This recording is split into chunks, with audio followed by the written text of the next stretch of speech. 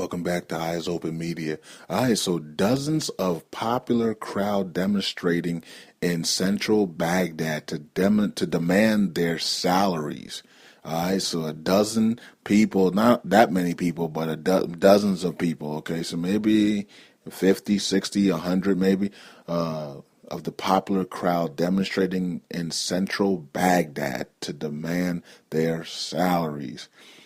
The new salary scale didn't the president sign off on the new salary scale, or does that need a rate? That's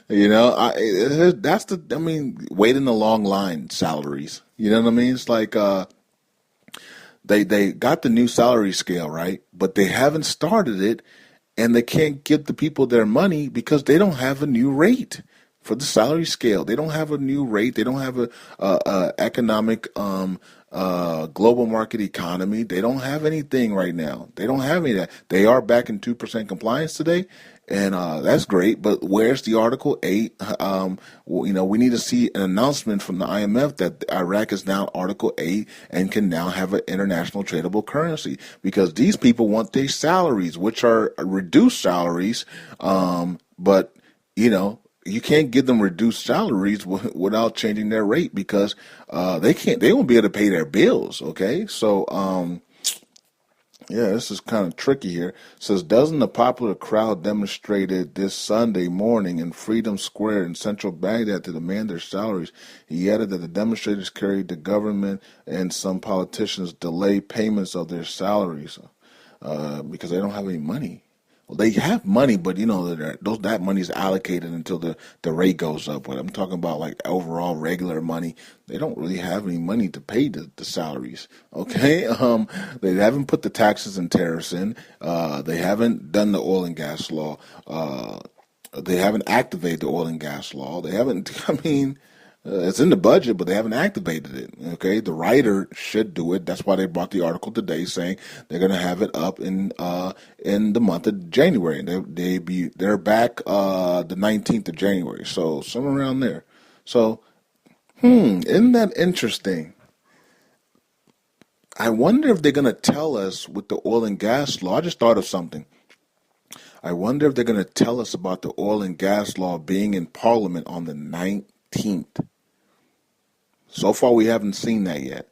Let's look for it tomorrow or sometime this week, that they're going to bring the oil and gas law to Parliament, and it will be on the agenda for either the 19th. When is the 19th? So I don't have to make a mistake here.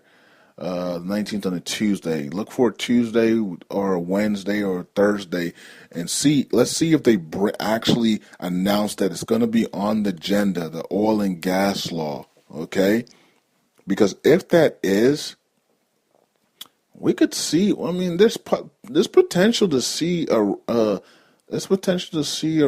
rate change before that. Of course, it's potential to see a rate change any day, anytime this year. There's a potential to see a rate change last year all the time.